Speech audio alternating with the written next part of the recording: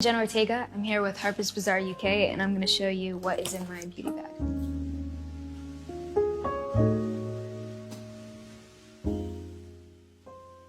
This is my bag. I've only started using this one this year. It's just kind of been with me throughout all my travel period. The first thing that pops out is actually this hairbrush, which I realized this morning when I was packing for this. I think that I have had this for over a decade. I think one of the first jobs I was ever on was this little show, and I noticed that everyone in LA, I was so impressed by. I just started working with hair and makeup artists for the first time, and everyone had these Mason Pearson brushes, and I thought it was so cool. I thought that that was the bougie, elevated thing that everybody did. So I talked so much about, there's that orange hairbrush again, that as a rack gift, a hairstylist gave me this brush, this mini travel size one. And the label is all worn off, and the bristles are kind of frayed, but I use this and have used this pretty much every day since. Next up, I have this product that I started using this year. Love it. It's R&Co with Jenny Cho, who's an incredible hairstylist. She did my hair today, actually. And it's just a texture balm. I did a really severe chop at the end of last year. I did kind of a wolf cut, I think is what I was kind of just going for a shag. And it's probably the shortest my hair has ever been, but it had a lot of layers and I didn't know how to style it. I've never really put that much effort into my hair, so she gave me this and she used it on a shoot once, and I just started using it ever since because it smells so good. If I could smell like this all the time, I would. But it really is so easy. I don't really have to, maybe blow dry my hair a little or something if I'm in a rush and I don't want to walk out of the house with sopping wet hair. But you just put like a little dime-sized bit in your hand and rub it around, and it's perfect. And it's light. I don't feel like it's thick or crunchy, or you could brush it out if you need to, add more if you need to. It's great. Recently, I've started to journal a lot, which I actually was never really into. I thought that it had to be a daily catalog, and I always had a hard time just jotting down my day. I put a lot of pressure on myself. I felt like things had to be more interesting or had to be more creative and artistic, and fortunately, that's kind of what that's become accidentally, but only because I allowed myself to fully release and enjoy what I'm writing. I've been trying to practice mindfulness. I feel like this helps. This is my third journal of this year. The only thing about it, I like to jot dreams, ideas that I have, questions that I have. I used to write a lot of essays when I was younger. I know, loser. But I struggled with insomnia, and when I didn't know what to do at night, I would just find really fascinating topics that I was interested in, or regarding history or philosophy or just stupid hypotheticals. But I started jotting those down with pen and paper because I felt like I get more from it, and I'm more satisfied and encouraged by it when I see it physically, and over the computer it gets kind of weird. But that's what I did for a very long time. The only problem with writing is my handwriting is very, I've been told it looks like spider legs, so I can't really read. I can't really reread it. But I remember things a lot better too when I write things down. But dreams, highly recommend jotting down your dreams. They become so vivid, so creative. It's funny because I'm not even really in them anymore. I'm kind of watching it. I would love to direct one day too, and I feel like I'm editing film in my head, which is a really, really bizarre feeling, but interesting. And then I always wake up excited or inspired by what I just had. It's like when you watch a really good movie that you really resonate with, and then you feel excited to participate in life. You just have that kind of adrenaline after a good dream. That's what this does for me. Highly recommend journaling. Next up, I actually have a gift from my mom, and I always do this with my caps, and it's probably the most frustrating thing ever. I don't know why I leave the plastic rim around it, but it's these saffron vitamins. I started using this because I have really, really bad anxiety, and it feels like it could be debilitating at times. And I was working a lot, I was traveling a lot earlier this year, and I kept telling my mom, I don't know, it's hard, I find myself having a hard time relaxing or communicating or just even fulfilling work obligations because I was so in my head. But she got me these, and I feel like they help a lot. I feel like after a few months, I started to really feel them kick in, and they just kind of helped me feel a little bit more mindful and relaxed. So highly recommend for anybody who maybe struggles with that. Or I think it's always good to, if you can, turn to natural solutions before going another way. Doesn't mean it's cured. I'm just saying. I'm not promising anything.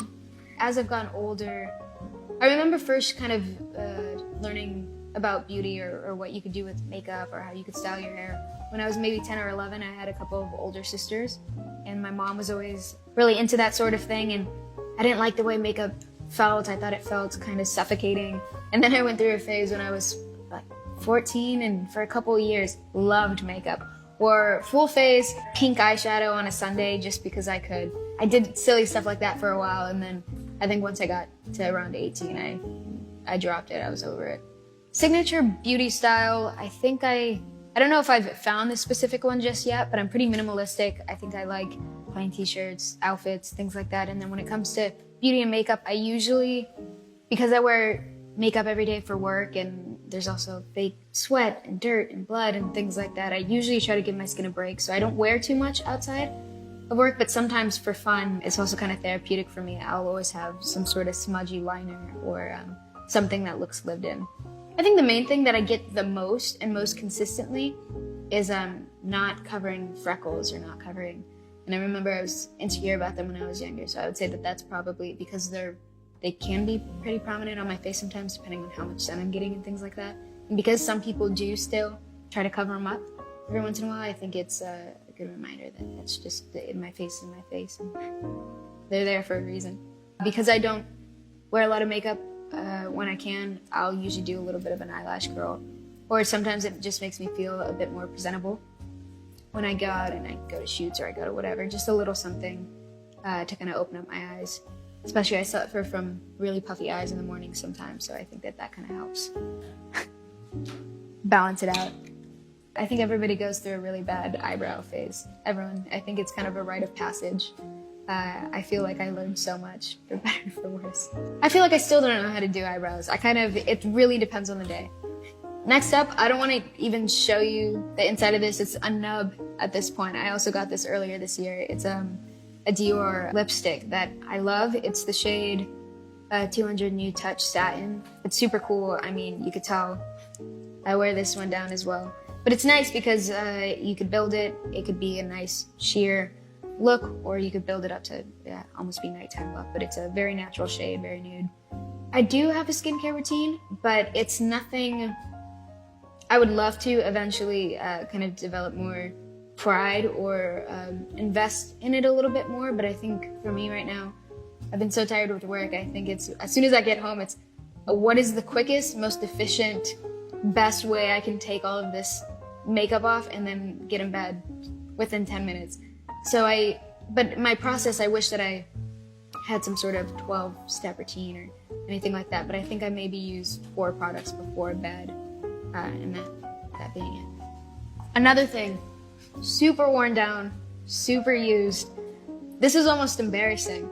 I've had this for maybe 2 years, and there's still at least half of the product in it. It's this Elizabeth Arden New York 8-Hour Cream. I was first introduced to this by Nirvana, who's my hair and makeup artist on Wednesday and Beetlejuice. Love you, Nirvana. But she started using this for me on the Wednesday set because I wear really dark lipstick on Wednesday, and sometimes because it's so matte, you could feel like it dried my lips out or something. And this 8-Hour Cream, it's kind of a much thicker, denser Vaseline. So if you put it on right before bed, your lips feel full and rejuvenated. But we always started off our day with this. And then if we felt we needed it throughout the day, we try to use it sparingly. But it's an incredible product. I have it with me everywhere. Don't open it on planes.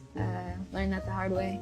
But this is really, really great. And it's a skin protectant. So if you ever feel like you have too much on your lips or you have excess product, you could use it for your cuticles and things like that, which I used to have a bit of a picking problem. And I feel like this has actually helped. If you open it on a plane, it's just everywhere. And it's so thick, it just spills out everywhere. Or even just a slight twist, it oozes out the side. It's kind of gross and sticky. I got these as a gift to myself on Christmas of 2021. And the best purchase I've ever made, I think. I can't imagine traveling without noise-canceling headphones. I can't imagine doing anything. I'll do my dishes wearing these headphones. I go to set wearing these headphones. I really love music, and I feel like the sound quality on these ones specifically, I've tried a couple of headphone brands now. I've become kind of obsessed in recent years and have tried new products, but I keep coming back to these. Sony WH-1000 XM4s. It's a hefty name, but incredible headphones. I feel like music is probably, I don't know what I would do without music, and I don't think I would be able to function without it. I think I've said before, and I still remain true to this, I would love to be able to compose one day, or at least be able to make my own compositions and play a little bit, so I consistently have a soundtrack for almost every second of every day. I feel bad if my playlists aren't turning out the way that I want them to, or if I haven't made a playlist. It's my love language. I think I feel the most beautiful when I like my own laugh, or I enjoy, I don't know. I don't know if that's specific enough or not, but when I was younger,